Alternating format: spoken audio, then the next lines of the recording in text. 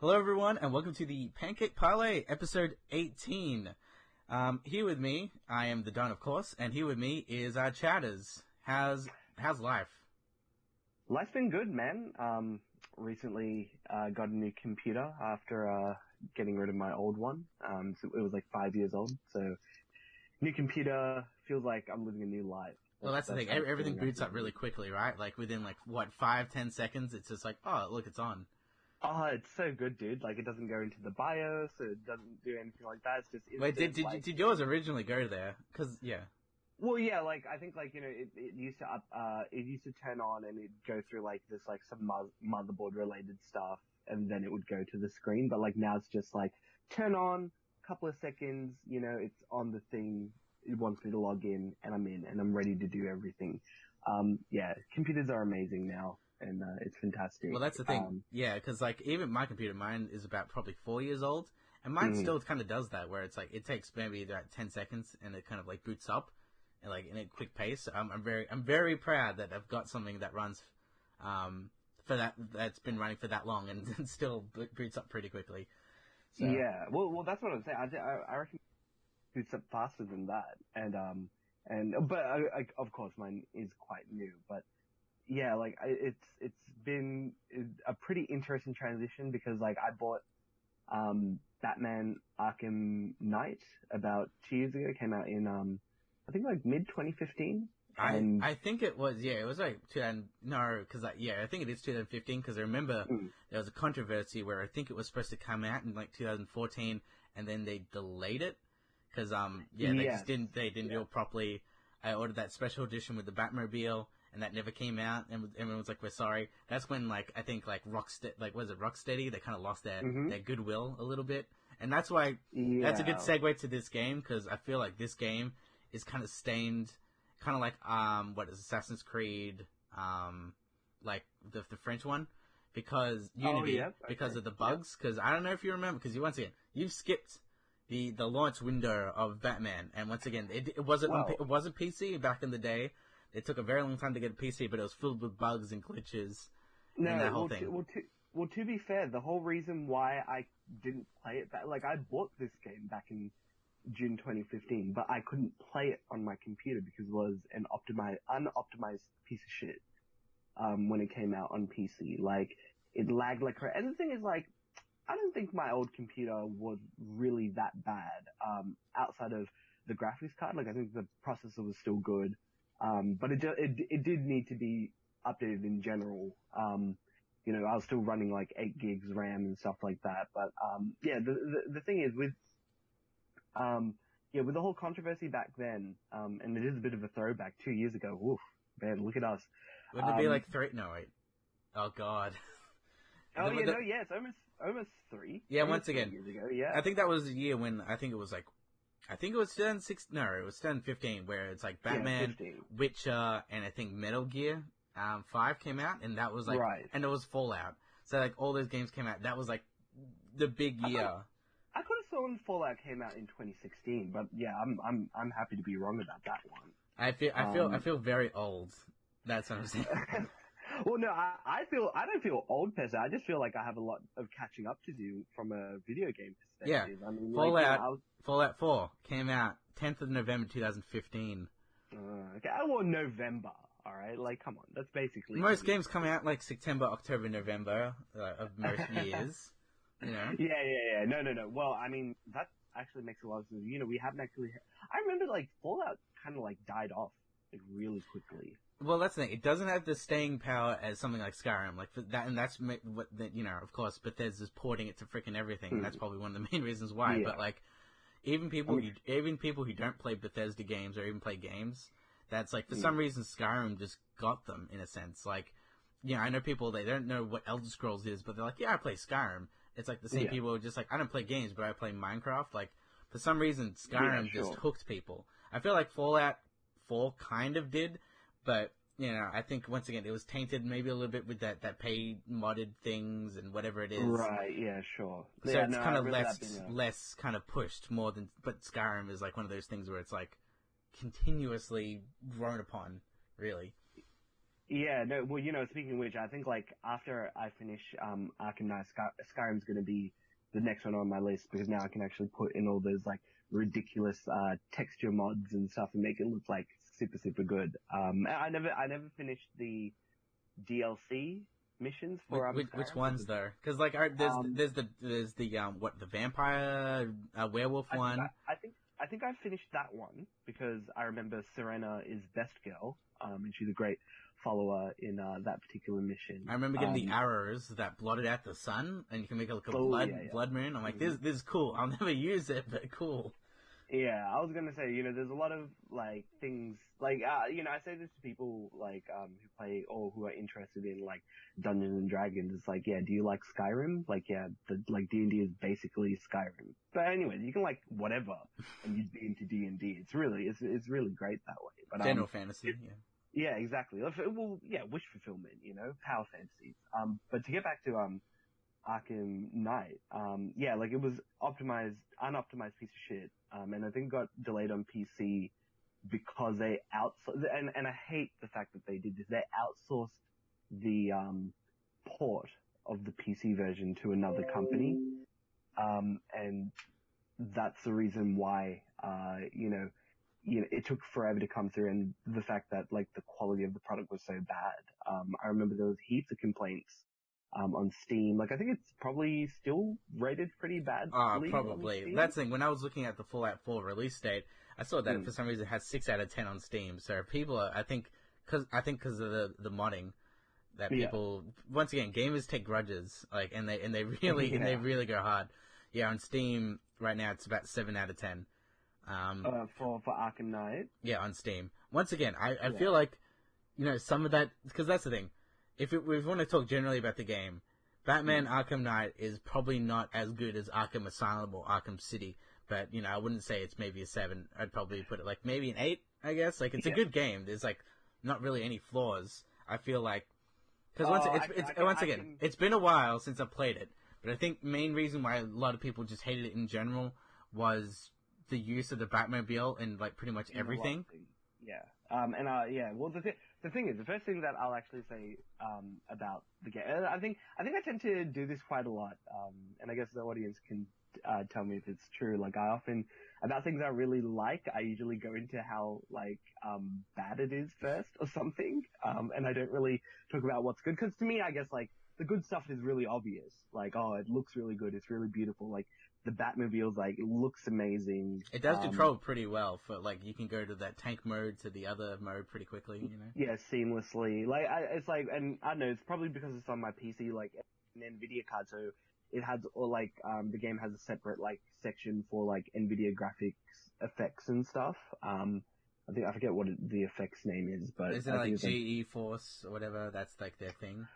It's like something like VidX or something. It's something with an X. X is like the future, the cyberpunk Extreme. future, which I guess we'll get into later this podcast. But yes, we will. Yeah, like with like everything's really cool, from like the rain, like on like the Batmobile, to like when you go into like mud and like it gets like mud on the like vehicle. Like, obviously these things are kind of, I guess, standard for games now, but I guess because I've been like so long since I've played like a big title on like PC, like, it's just like screams to my like eyes, like, oh, look at how great this game is.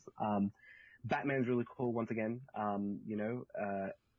All the cast, I think all the cast actually came back for this. Like, we had Mark Hamill reprising his role as the Joker again, which a lot of people. Yeah, well, I think he said, like, this was going to be, like, his last...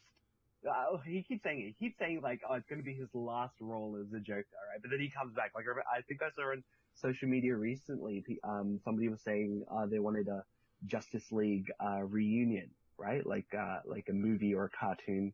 And he's just like, to the creator, he's like, yeah, I'm down. Ready when you are, kind of thing. Because that's the thing. I think I heard him say that about, I don't want to voice Joker anymore unless we adapt the Killing Joke, which they did, and that's like, that film came out. So yeah, well, it's unfortunate. Well, to be fair, his performance as the Joker in that wasn't bad.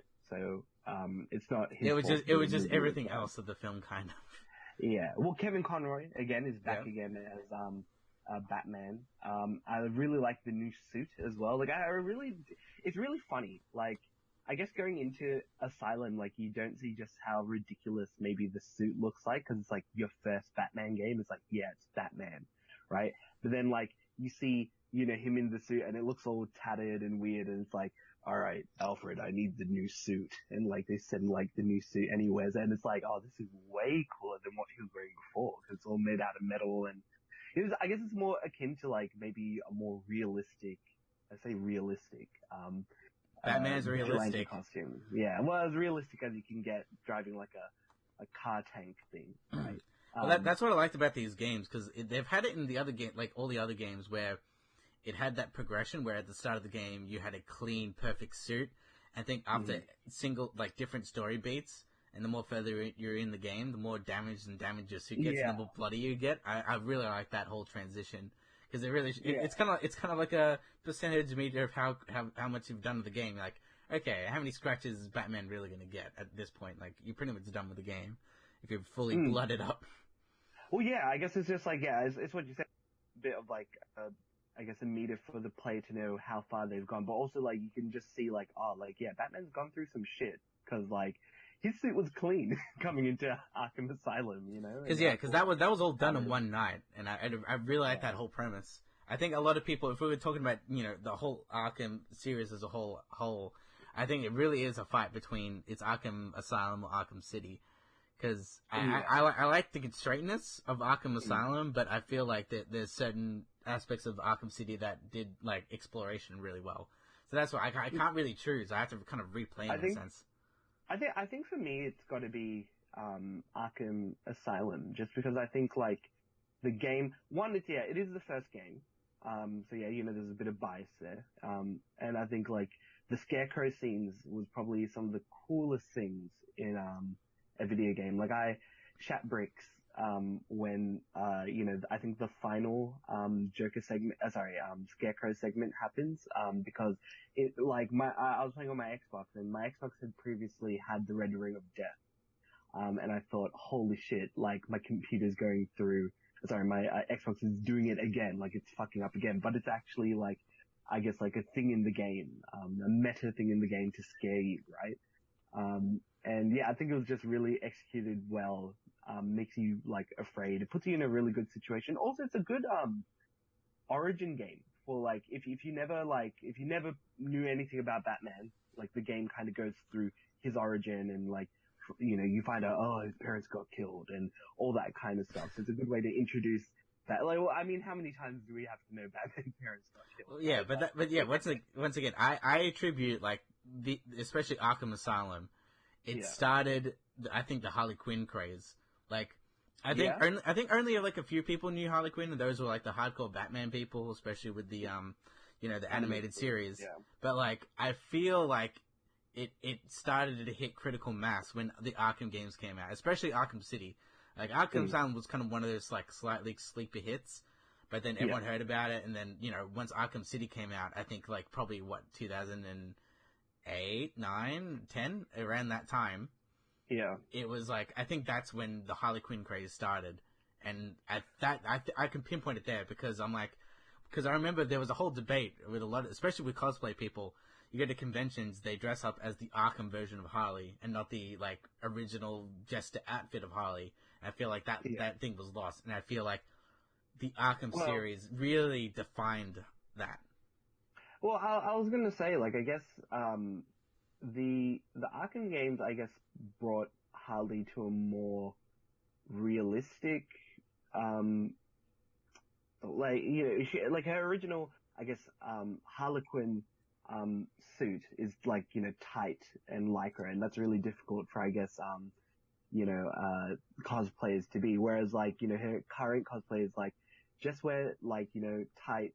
I guess a tight corset and like a skirt and carry around a hammer and wear like makeup that's like blue on one side and then like red on the other. It's like a far more like, while that sounds more difficult, I think it's far more practical way for like a cosplayer to just be Harley. So being Harley is more easier now. And I think it's definitely brought her to being a more sex icon that she is now as opposed to before. Like again, like, she like I think Paul Dini and how he drew her in the animated series. Definitely is like she's supposed to be like a very sexy character, but in the game they just like kind of not like turned it up a notch because it is like supposed to be a more modern Batman game. But yeah, I could definitely agree because I don't remember reading comics too much back then, so I don't actually know whether or not there was too much of a transition back then between Harley being in her old costume and her new costume, and whether or not that was something that was really introduced in something like New 52. I think that whole kind of 2009, 10. I think that's the start of the Harley Quinn, but also like New 52 kind of cemented that, especially that new look as well. Yeah, and then in comic book form, and then it kind of went from there. And then of course the movies and everything came out, and everyone knows pretty. She's like one of the top maybe 10, 15 recognizable people of comic books these days, which is pretty crazy. It is. And I mean, good on her. Good on the creators. And the fact that she's like literally like an original character. She's not something and it's a pretty recent character. Like I know it's from the 90s, but that's still relatively recent when you're talking about like characters who are like 75 years old, Yeah, exactly. In terms of relevancy. But I guess but yeah, well the thing is, the other thing I'd like to actually put a little bit of a mention on, I reckon Arkham Origins is actually a really, really good game, but it often gets like sidelined a lot by people. I think despite not being created by Rocksteady, it continues everything that Batman is, like from the original like games. And it's actually got like a really good story as well. Like I think the one thing people really didn't like, oh great, Joker's the bad guy again. In Arkham Origins, it's a bit of a reveal that I think Black Mask is actually the Joker in disguise, which is like obviously just like a throwaway thing. But I think like that had a lot of cool things, the combat and stuff. I think the one thing that was really bad about Arkham Asylum in retrospect is that the boss battles were really bad. I think outside of like maybe fighting Scarecrow and like Killer Croc and stuff like that, like the boss fights from memory are, oh hey, all these people are like hyped up on the serum Titan, or whatever, Titan serum, and you just have to fight him, and it's all the same. Of course the cardinal sin of I think the end bit with the Joker where it comes a mutant Joker. I think that one where I was like, you don't really need that, and I think that kind of like once again when you go to Arkham City. Once again, everyone talks about, especially the Mr. Freeze boss fight. Like everyone talks about that because it was something. Because like it didn't just break down; it just broke down, video games in general. Because it's like most video game things, like okay, a pattern of a boss and rinse repeat. But this one's like, you can't do that in this one. And I really like the originality of that one. Yeah. That's what I was gonna say. Like the Mr. Freeze fight is a very I guess iconic fight from the Arkham City. Because again, it's like, oh shit, like. I thought I was just going to do the same thing all over and over again. It's like, no, you actually have to know how to play the game. And I think like, when I played the Arkham games, like, I think like when I originally played, like, it's just like spam X and do that. But like slowly I got better with like, using all the, tools like the explosive gel, like mid combat and, using the hook more to bring people. I think they do a lot better with like in Arkham Knight because they kind of like some enemies like the only way that you can I guess dismantle them is if you use like the hook. I think it's like the electrified ones. Yeah, I really hated doing the combo for the shield guys because that always threw me off guard. I'm like, son of a bitch, I have to jump over you and press X like AAX. I remember doing that. I think it's like you have to press B to stun him and then you press A to jump on him. Yeah, it's weird. I keep to be fair, the shield guys aren't that common in Night from memory, but they could be later on. Like again, I've only played 50% of the game so far. Again, this is a spoiler podcast, listeners. So I guess if you haven't played Arkham Knight, if you're not from 2015, like me, maybe skip like the next couple of minutes or keep listening. You might get some tips, but it's pretty crazy, I think it's just like kind of on the heels of Arkham City. Everything's just gone into a mess and once again they've cleared the entire space. There's no people around except bad guys. Scarecrow is setting out what is it, fear toxin. By the way, well done for making another excuse.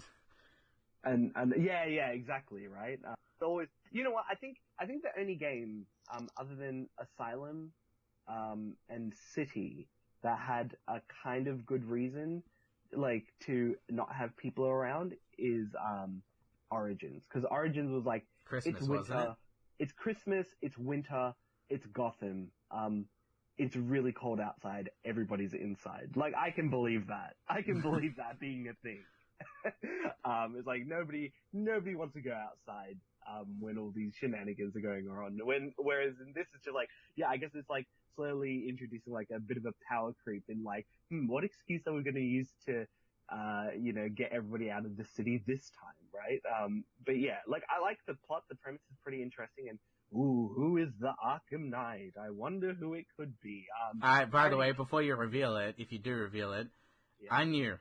I so knew. I don't think I got spoiled, but I think I knew that I knew. I'm like, that's pretty much Red Hood, but it's not.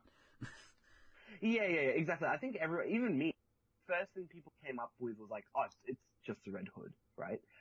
But I think the thing I think that people got really pissed off with, in this game is that the creators were like, no, it's like an original character, blah, blah, blah. But it's not. It's literally just Red Hood. I'm assuming it is supposed to be Jason Todd. Again, I haven't played it through all, but I'm pretty sure it is. I think I had it spoiled for me. But like, not that it really matters. I was like, I thought it was Red Hood anyways. If it actually wasn't Red Hood, then I would be like, all about like, oh, who could this person be who knows how Batman works and has all these training, and they hint at like all this other kind of stuff about who it could be. But yeah, it's like, I don't know, man. I just kind of wished it was someone else, but like, I know that they're kind of limited in, what they can do. I think I still find it weird that in this version of the game, there's a relationship between Tim Drake and Barbara Gordon, because in the comics it's, Batgirl and Nightwing. And whereas it's really weird. And also Tim is bald. It always kind of throws me off that he's bald in this game. It's kind of freaky. Yeah, actually, I'll talk about because you do fight Arkham Knight, and going back to the boss fights, I will say it's a pretty good boss fight, kind of like what is it? Kind of like the Mr. Freeze one, if I remember correctly. I remember there was a boss fight in that game that was good, but I remember that there was some other ones, because it was like, you can't use this strategy before because he'll remember or something like that. I think I remember something like that somewhere in the game. There's one boss fight I didn't like, because it wasn't really a boss fight, was what is it, Firebug? The guy with the jetpack flying around. Yeah, Firefly, yeah. Did not like that one, because the final one, to do it, you have to, because it's all about getting your Batmobile and kind of like hooking him. The final one of that is ridiculous. That's like a no-fail rate. Like, if you fuck up with the Batmobile once, you're like, oh, game over. I'm like, son of a bitch. But yeah, like he got away or whatever. Yeah. Right? Yeah, like I played his, like, because like, I know the Batmobile is very like maneuverable and stuff, but like sometimes like the turns he'll take, it's like very last minute, and it's like, oh shit, I have to like drift and get through this. I think like sometimes I just turn into tank mode and to try and like quickly turn around, and that's a more easier way to try and like, do some of the maneuverability stuff. Like, I think the APC missions are okay. So this is things I actually don't really like about the game. There's a lot of these like, find these APCs and destroy these like things that are just like really boring. But like, I know why they're there. Like, they're there to just kind of like pad out the game, and it's a lot more like, the Assassin's Creeds and like all those kind of things. Like, I'll have these like random bits collectathons, collect this. But it's also probably because they're just like, we spent probably a lot of time programming these APs, the Batmobile and everything, and what it can do. So let's put it in everything, and that's probably like the negative part of it. Yeah. Well, yeah, because the thing is, even with like all Riddler related missions are all just like, while they're cool in theory, it's just like, how does he have time to make all these like racetracks under Gotham? Like, holy shit, dude! Like, I know it's a very Riddler thing to do, but I guess from like a gameplay perspective, like I was like thinking, okay, cool, I'm gonna try and like 100% this game. Yeah, good luck, by the way. Yeah, I was gonna say, but that's what I'm saying. It's like, oh, holy shit, no, I'm not gonna bother, like, trying to get 100. And I know it's like, if you get all the Riddler trophies or something, there's like a bonus ending, it's like, fuck it, I'm just gonna go on YouTube and look at what extra thing they put in for it. But like, yeah. That's what I did. Yeah, I mean, there's a lot of like quality of life things that I really liked about the game, like all the grapnel boost stuff and like, you know, being able to just like basically like literally fly almost, like, from a grapnel boost. I remember like that was like the best improvement in, Arkham City, like when you got like the prototype for it. Well, that's the thing. I think a lot of people just kind of like shove it aside, but I do think like the movability and the flow of Batman, not only just in combat, but like to traverse the plate, like in Arkham City and especially Arkham Knight, is like pretty much spot on. Like you feel like you can scale any part of the city really well and then just glide, and I just love the feel of that. So like props to them to make a really good system that feels really good to just move around in the environment. Yeah, exactly. Well, that's the thing. Like, I think there might have been like a game that maybe came out before Batman that kind of had a very similar like style in terms of like combat and stuff, but like Batman like basically like streamlined it, introduced like all their elements to it, all the gadgets and all that kind of stuff, and I think it basically pushed the next generation of games to kind of be more like Batman Arkham games. Like you have Assassin's Creed, for example, very similar combat style. Yeah, very similar, that's the thing. It was because Assassin's Creed came first, but a lot of it was, and they still had this problem where it was all you have to do is just wait for a parry and then parry. But unlike with the Batman Arkham games, it really does force it. Like you can't just wait for someone to strike and do a parry all the time. There is variety in the enemies where you're like, no, you have to kind of strike first, or you have to stun them. There's no other option to go through it, or even like throwing a gun guys at you, for example, which will take you out very quickly. And that's why I think that changed it, and that's why Assassin's Creed, pretty much after that game, kind of stopped the whole like wait until everyone get parry, and then it started to turn into like forcing yourself to go into combat. So I feel like, yeah, just in retrospect, like the Arkham games did so much to gaming, especially to these days still, and you know it's really great. Yeah, well, you know, I remember. I don't know if you remember that game. Sorry, what game? Like, to be fair, Remember Me is a very forgettable game just because like it's kind of like a cyberpunk game. It's about like in the future people are being able to like manipulate memories and stuff like that. And okay, I remember this one. It was the one where you could make your own combos. I think it was very creative, right? Yeah, but like it was kind of like clunky at times, I think. I thought you were memeing me because I was saying that the game was called Remember Me, and you asked what game.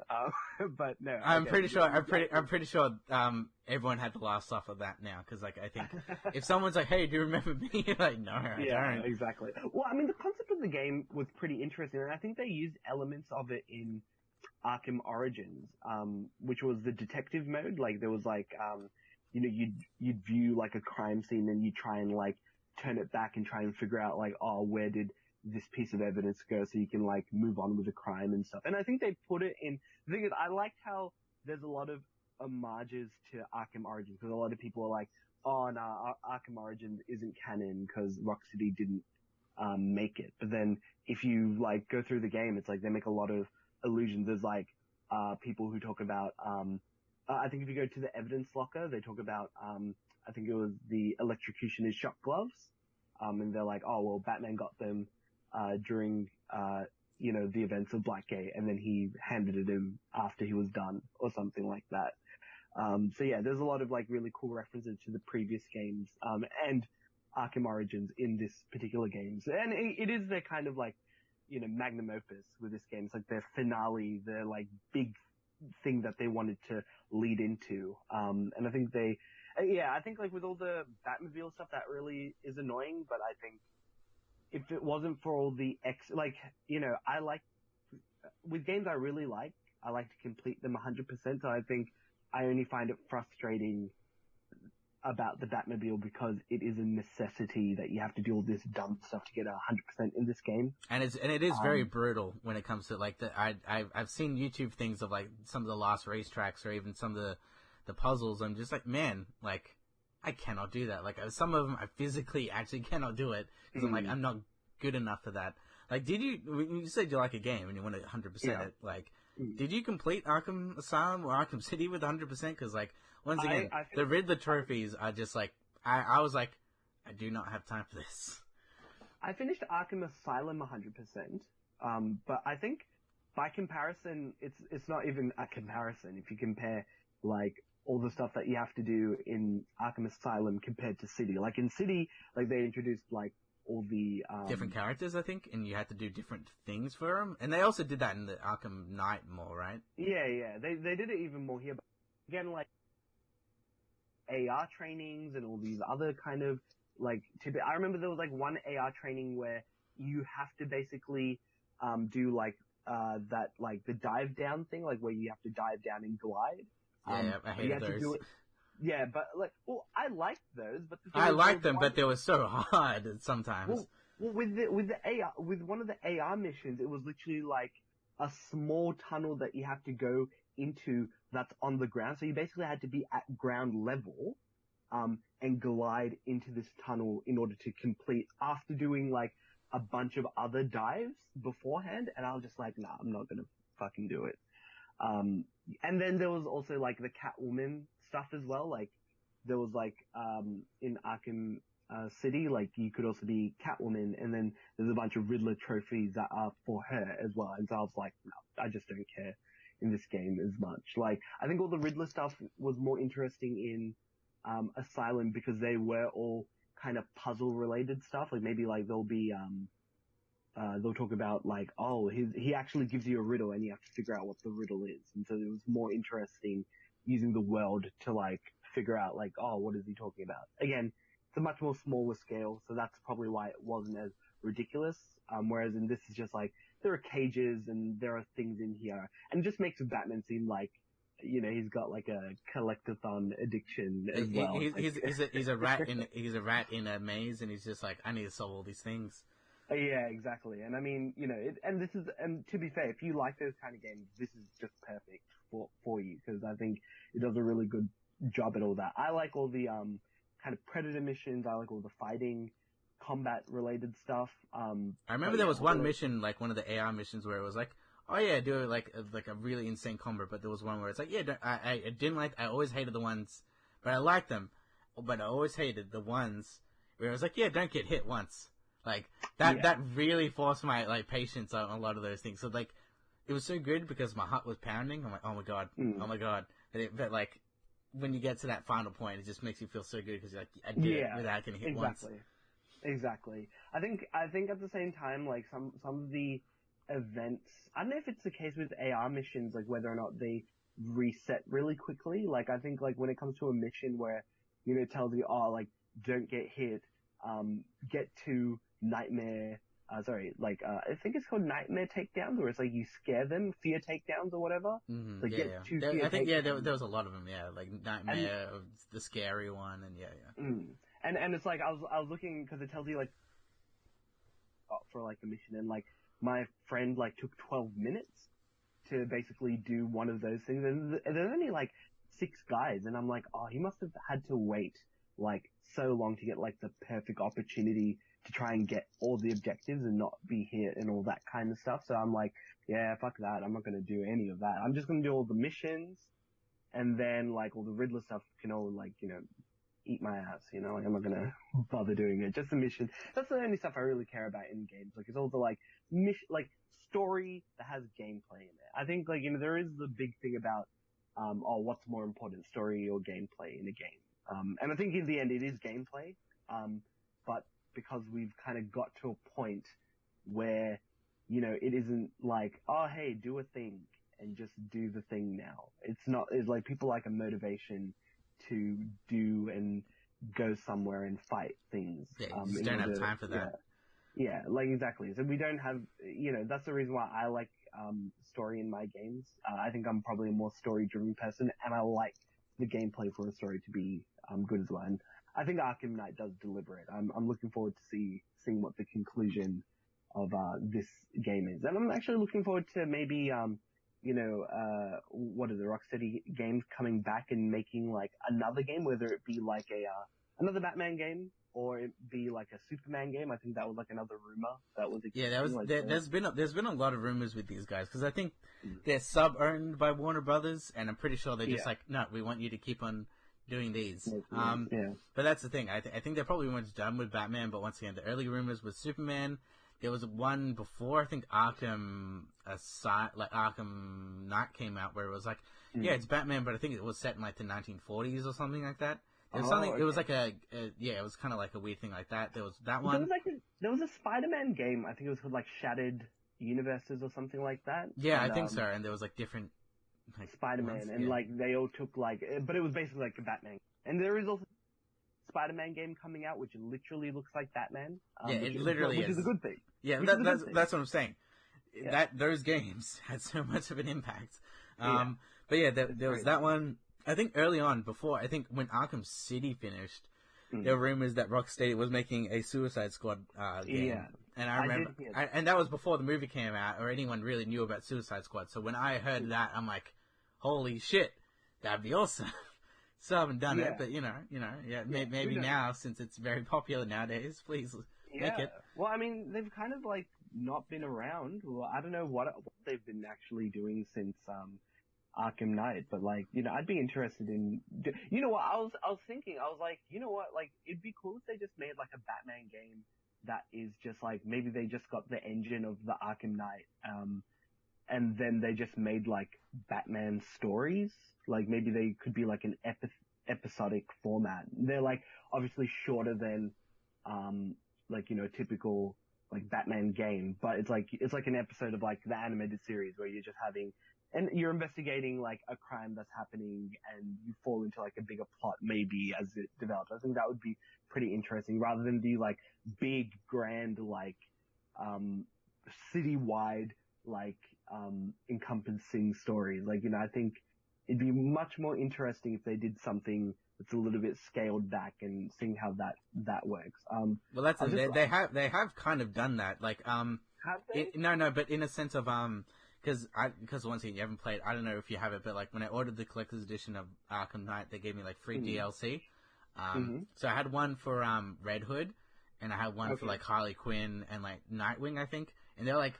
Right. And it was just like a different, like, it had like a little mini story to everything, and they had their own little different moveset and different things, so that was really cool. And I think each DLC for each character was maybe about an hour and a half, 2 hours. So it's like very bite-sized, and everything was different. For example, like Harley Quinn, I remember was like, she's very weak, so her whole thing was like more or less being stealthy more of the time. Yet Red Hood had the freaking guns and everything, and that was very different, and then he's really bad up close. So I feel like so it does change the dynamics of the whole game, and like they were really cool bite size. Like there's like an hour and a half thing, go for it, and I really liked it. But yeah, once again, I looked at that on the IMDb. They're doing like nothing. Yeah, they've done like in 2016 Batman Arkham VR. Look, I don't have a device, so I'm probably not going to do that.